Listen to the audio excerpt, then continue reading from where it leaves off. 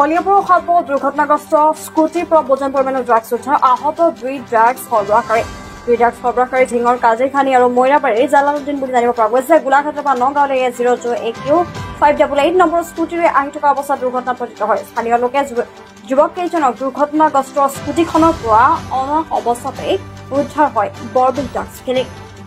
ঘটনাস্থলীত জখলাবন্ধা আৰক্ষীৰ লগতে সমজিলা আৰক্ষীৰ অধীক্ষক উপস্থিত হৈ তদন্ত আৰম্ভ কৰে।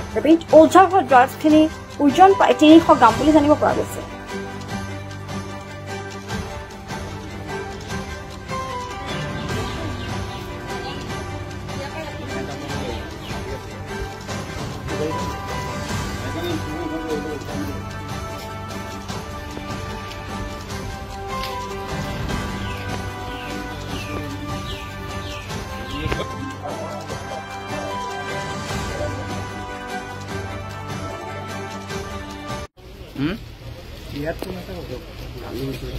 ক'ৰ পৰা আহি আছিলা?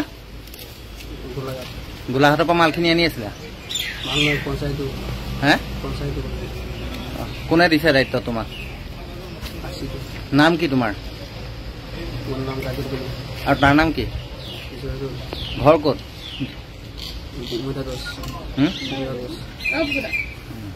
কিমান আছিলে মাল?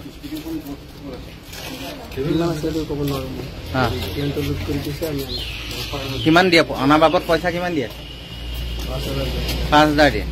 কিহত আহিছিলা তোমালোকে? তাৰপিছত এখন আহি আছিলে, আহি থাকোঁতে এইখিনিতে টমটমখনত এক্সিডেণ্ট হ'ল। এক্সিডেণ্ট হোৱাৰ পিছত বাইকৰ ভিতৰৰ পৰা ড্ৰাগছখিনি ওলাইছে। আৰু কিমান ওলাইছে? প্ৰায় 1 কেজি মানেই হ'ব আৰু বাকচৰ সৈতে। যুৱককেইজন ঢিঙৰ বুলি শুনিছোঁ।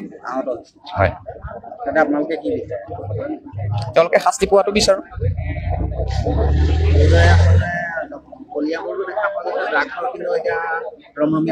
হয়, ক'ব মানে কি ক'ম আৰু, বন্ধ হ'ব লাগে এইখিনি। প্ৰশাসনে এইখিনি বন্ধ কৰিব লাগে, সেইটোকে ক'ব লাগে।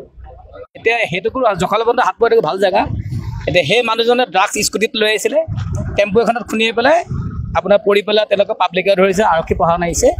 এতিয়া তেওঁলোকে ঢিঙৰ পৰা আহি পেলাই জখলাবন্ধা হাতবোৰত জেগাটোৰ পৰা বদনামেই কৰিছে। মানে সেইটো কৰি এনেকুৱা জেগা ইমান বেয়া নহয়। আমি ইয়াতে ঘূৰা গৈ ডাম্পাৰ চাম্পাৰ চলাই থাকোঁ ইয়াতে।